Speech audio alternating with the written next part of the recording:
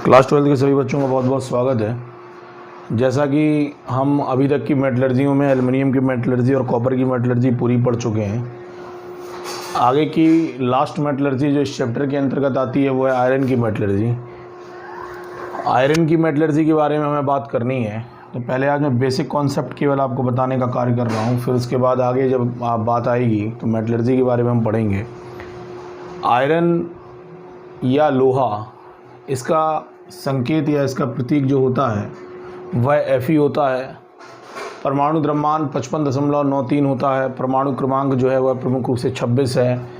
Electronic विन्यास अगर आप इसका बनाओगे तो first H2 2S2 2p6 3H2 3p6 3d6 और 4S2 जो होता है वह प्रमुख रूप से इसका इलेक्ट्रॉनिक विन्यास जो होता है वह बनने का कार्य करता है। जोड़ लीजिए इनको, देखिए 2 2 4 6 4 10 2 12 6 18 18 6 24 और 2 26।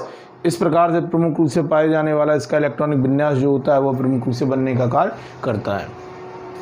लोहे की उपलब्धता के बारे में बात करें, उपलब्धता मतलब ऑकरेंस, कहाँ कहाँ प्रमुख रूप से लोहा हमें देखने को मिलता है।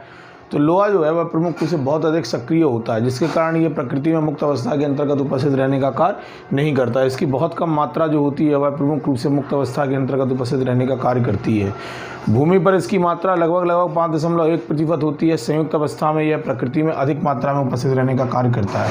याद रखिएगा, लोहा जो होता है वो बहुत अधिक सक्रिय होता है, इसलिए यह प्रकृति के अंतर्गत मुक्त अवस्था के अंतर्गत उपस्थित रहने का कार्य नहीं करता। भूमि पर इसकी कुल मात्रा के बारे में अगर पूछें तो भूमि पर इसकी कुल मात्रा कितनी आ रही, 5.1% इसकी कुल मात्रा होती है। संयुक्त अवस्था में यह पाया जाता है और यह प्रकृति में अधिक मात्रा में उपस्थित रहने का कार्य करता है। लोहे के अयस्क के बारे में आ जाए। लोहे के जब अयस्क के बारे में बात आती है तो अयस्क का मतलब आप समझते ही हैं कि वे पदार्थ जिनके द्वारा प्रमुख रूप से बड़ी आसानी के साथ या सरल विधियों के द्वारा कम खर्चे से हम प्रमुख रूप से धातु को प्राप्त करने का कार्य करते हैं, उनको हम प्रमुख रूप से अयस्क के नाम से क्या करते हैं, जानते हैं। तो इनमें सबसे पहला अयस्क जो आता है वो होता है ऑक्साइड अयस्क। रिमाइंड कर लीजिए बात को, ऑक्साइड अयस्क किन्हें कहते हैं, तो वे अयस्क जिनमें प्रमुख रूप से मुख्य रूप से पाई जाने वाली अशुद्धि किसकी होती है, ऑक्सीजन की अशुद्धि होती है, उनको हम क्या कहते हैं, ऑक्साइड अयस्क के नाम से जानते हैं। याद रखिएगा, ऑक्साइड अयस्क के द्वारा ही प्रमुख रूप से पाए जाने वाले हम आयरन को प्राप्त करने का कार्य करते हैं। मोस्टली इसके मुख्य अयस्कों के रूप में अगर हम बात करते हैं तो मुख्य अयस्क जो होते हैं वह प्रमुख रूप से इसके ऑक्साइड अयस्क होते हैं। ऑक्साइड अयस्क के द्वारा ही प्रमुख रूप से हम आयरन को प्राप्त करने का या लोहे को प्राप्त करने का क्या करते हैं, कार्य करते हैं। तो इसके ऑक्साइड अयस्क में सबसे पहला अयस्क जो आता है वो आता है मैग्नेटाइट। मैग्नेटाइट को प्रमुख रूप से लोड स्टोन के नाम से भी जानते हैं या प्रमुख रूप से इसको मैग्नेटिक ऑक्साइड के नाम से भी जाना जाता है। इसका फॉर्मूला अगर हम देखें तो इसका फॉर्मूला जो होता है वो Fe3O4 होता है। हेमेटाइट के अंतर्गत आ जाइए, हेमेटाइट के अंतर्गत तो हेमेटाइट का फॉर्मूला क्या होता है, Fe2O3। इसके बाद आ जाइए लिमोनाइट या ब्राउन हेमेटाइट के बारे में बात करते हैं तो इसका फॉर्मूला होता है Fe2O3 × 3H2O, प्रमुख रूप से इसका फॉर्मूला हो जाएगा। कार्बोनेट अयस्क में आ जाइए। कार्बोनेट अयस्क क्या होते हैं, तो कार्बोनेट अयस्क वे अयस्क कहलाते हैं जिनमें मुख्य रूप से पाई जाने वाली अशुद्धि किसकी उपस्थित होती है, कार्बोनेट की अशुद्धि जो होती है वो मुख्य रूप से उपस्थित रहने का कार्य करती है। एक ही अयस्क इसका प्रमुख रूप से पाए जाने वाले कार्बोनेट अयस्क के अंतर्गत आता है, वो है सिडेराइट। फार्मूला होता है FeCO3। बात आती है सल्फाइड अयस्क के बारे में। सल्फाइड अयस्क किन्हें कहते हैं, तो प्रमुख रूप से पाए जाने वाले वे अयस्क जिनमें अशुद्धि के रूप में क्या उपस्थित होती है, सल्फर उपस्थित रहने का कार्य करती है, उसको हम सल्फाइड अयस्क के नाम से क्या करते हैं, जानते हैं। सबसे पहला इसमें जो सल्फाइड अयस्क आता है वो आता है आयरन पायराइड। फार्मूला होता है FeS2। आर्सेनिक पायराइड, इनमें प्रमुख रूप से फार्मूला होगा FeASS। कैल्कोपायराइट CuFeS2 प्रमुख रूप से पाए जाने वाला या आपका पाए जाने वाले सल्फाइड अयस्क के अंतर्गत प्रमुख रूप से उपस्थित रहने का क्या करते हैं, कार्य करते हैं। जैसा कि हमने यहाँ पे बताया आपको कि मुख्य रूप से जो पाए जाने वाले आयरन या लोहे के जो मुख्य अयस्क होते हैं वो अयस्क प्रमुख रूप से ऑक्साइड अयस्क कहलाते हैं। इनके द्वारा ही सबसे अधिक मात्रा में प्रकृति से हम आयरन को प्राप्त करने का क्या करते हैं, कार्य करते हैं। इनमें भी पाए जाने वाले कौन से अयस्क हो गए, मैग्नेटाइट हो गया, हेमेटाइट हो गया, लिमोनाइट। ये मोस्टली याद रखना, सबसे ज़्यादा Fe के यही पूछे जाते हैं, इसको हमें सबसे ज़्यादा याद रखने का कार्य करना पड़ेगा। ठीक है, चलो आगे देखते हैं, आगे आ जाओ। लोहे के विभिन्न रूपों के बारे में बात करते हैं तो लोहे का सबसे पहला रूप आता है ढलवां लोहा। ये तरल लोहे के नाम से भी जाना जाता है, मतलब लिक्विड लोहे के नाम से भी हम प्रमुख रूप से इसको क्या करते हैं, जानते हैं। लिखा है इसे कच्चा लोहा भी कहते हैं। इसमें 2.2 से 4.5% तक कार्बन जो होता है वह उपस्थित रहने का कार्य करता है। यह आसानी से गल जाता है और भंगुर होता है। भंगुर मतलब क्या होता है, इसको यदि आप जमीन पर गिराने का कार्य करोगे तो ये छोटे छोटे कणों के रूप में टूटने का क्या करता है, कार्य करता है। इसे हथौड़े से पीटने का कार्य नहीं किया सकता, क्योंकि ये द्रव लोहे के रूप में उपस्थित रहने का क्या करता है, कार्य करता है। तो इस प्रकार का लोहा जो होता है इसको हम क्या कहते हैं, ढलवे लोहे के नाम से क्या करते हैं जानते हैं। टॉप मोस्ट इंपॉर्टेंट परिभाषा है, इसको हमें विशेष तौर पे याद रखना है। इसकी परसेंटेज रेशियो याद रखना भैया, इनमें पाए जाने वाला कार्बन कितने प्रतिशत, 2.2 से 4.5% तक कार्बन उपस्थित रहने का कार्य करता है। अगला आ जाओ, पिटवा लोहे के बारे में बात करते हैं। पिटवा लोहा किसे कहते हैं? पिटवा जैसे कि नाम से क्लियर है कि पाए जाने वाला वह लोहा जिसको हम प्रमुख रूप से हथौड़े के द्वारा पीटने का क्या कर सकें, कार्य कर सकें।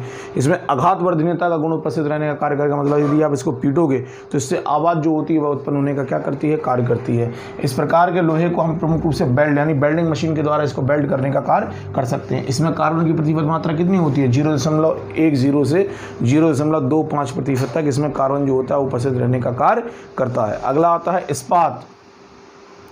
भाई इस्पात के बारे में बात करते हैं तो इस्पात में आता है कि पाए जाने वाले प्रमुख रूप से वे लोहे जिसमें कार्बन की प्रतिशत मात्रा 0.25 से 1.5% तक कार्बन में उपस्थित रहने का कार्य करता है। इस प्रकार के पाए जाने वाले लोहे को हम प्रमुख रूप से किसके नाम से, इस्पात के नाम से क्या करते हैं जानते हैं। अगला विशेष इस्पात और अच्छी गुणवत्ता के लोहे के बारे में हम इसके बारे में जानकारी रखते हैं। तो ऐसे लोहे के बारे में बात कर रहे हैं जिसमें कार्बन के अतिरिक्त मैग्नीज भी होगा, क्रोमियम भी होगा, कोबाल्ट भी होगा, निकेल होगा या अन्य धातुएं प्रमुख रूप से अगर उपस्थित रहने का कार्य करती हैं तो इस प्रकार के पाए जाने वाले लोहे को हम विशेष इस्पात के नाम से क्या करते हैं जानते हैं। तो इनमें हमें सबसे ज़्यादा इंपॉर्टेंट परिभाषाओं में पूछें तो भैया 3 परिभाषाएं बहुत पूछी जाती हैं, इनको विशेष तौर पर याद रखना है। ढलवा लोहा, पिटवा लोहा और इस्पात, ये परिभाषाएं पूछी जाती है। अंतर भी पूछा जाता है, तो अंतर कैसे लिखेंगे? ढलवा लोहा जो होता है इसको हम कच्चा लोहा कहते हैं, पिटवा लोहा होता है इसको हम पीट सकते हैं, इस्पात जो होता है इसमें प्रमुख रूप से पाए जाने वाले इसको भी हम पीटने का कार्य या इसमें भी आघात वर्धनीयता का गुण उपस्थित रहने का कार्य करता है। ढलवा लोहा जो होता है इसमें पाए जाने वाली कार्बन की प्रतिशत मात्रा 2.2 से 4.5% तक होती है। पिटवा लोहे में कार्बन की प्रतिशत 0.10 से 0.25% होती है और इस्पात में पाए जाने वाली प्रमुख रूप से कार्बन की प्रतिशत मात्रा 0.25 से 1.5% तक उपस्थित रहने का कार्य करती है। अगला आ जाओ भैया, तो ये हमें प्रमुख रूप से मोस्टली इसके बारे में याद रखना पड़ेगा। ये तीनों परिभाषा हमें विशेष तौर पे याद रखनी है, ढलवा लोहा, पिटवा लोहा और पाए जाने वाले इस्पात के बारे में। चलिए आगे की तरफ देखते हैं, थोड़ा सा और बचा हुआ है आज का। चलिए देखिए, लोहे के निष्कर्षण के बारे में बात कर रहे हैं। जैसा कि मैंने आपको ऊपर क्लियर कर दिया था कि लोहे का निष्कर्षण ऑक्साइड अयस्कों के द्वारा प्रमुख रूप से किया जाता है।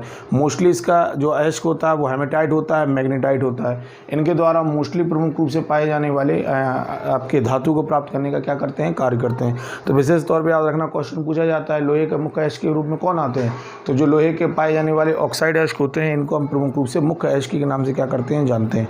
जैसे हेमेटाइट हो गया, मैग्नेटाइट हो गया। तो याद रखना फॉर्मूला Fe2O3 Fe3O4। अब क्या करते हैं, इन अयस्कों से सबसे पहले किसको प्राप्त किया जाता है, ढलवा लोहा। कंडीशन याद रखनी है। इसके बाद जो ये जो अयस्क हमें ऑक्साइड अयस्क प्राप्त हुए, इन अयस्कों से हम सबसे पहले किसको प्राप्त करेंगे, ढलवा लोहे को प्राप्त करने का कार्य करेंगे। ढलवा लोहा अर्थात पाए जाने वाले कच्चे लोहे को हम क्या करते हैं, प्राप्त करने का कार्य करते हैं। फिर ढलवा लोहे से हम पिटवा लोहा बनाएंगे। इसको याद रखना विशेष तौर पे क्रम कि भाई सबसे पहले ऑक्साइड अयस्क जो होगा, लोहे के ऑक्साइड अयस्कों के द्वारा हम प्रमुख रूप से किसको प्राप्त करते हैं, ढलवा लोहे को। ढलवा लोहा अर्थात कच्चे लोहे को हम प्राप्त करने का क्या करते हैं, कार्य करते हैं। फिर उसके बाद हम पिटवा लोहे को प्राप्त करने का क्या करेंगे, कार्य करेंगे। तो इस प्रकार से हम लोहे के निष्कर्षण के बारे में अगले वीडियो के अंतर्गत पढ़ने का कार्य करेंगे। तब तक के लिए बहुत बहुत धन्यवाद, बहुत बहुत आभार। जब तक ये सारी चीज़ों को आप देख डालिए और जो भी क्वेश्चंस हैं, जो भी दिक्कतें हैं, परेशानी है, मुझसे डिस्कशन आप कर लीजिए। आगे की वीडियो के लिए मुझसे जुड़े रहिए। मेरे चैनल को लाइक कर लीजिए, सब्सक्राइब कर लीजिए। वीडियो अगर अच्छा लगे तो उसको लाइक भी करिए। बहुत बहुत धन्यवाद, बहुत बहुत आभार आपका।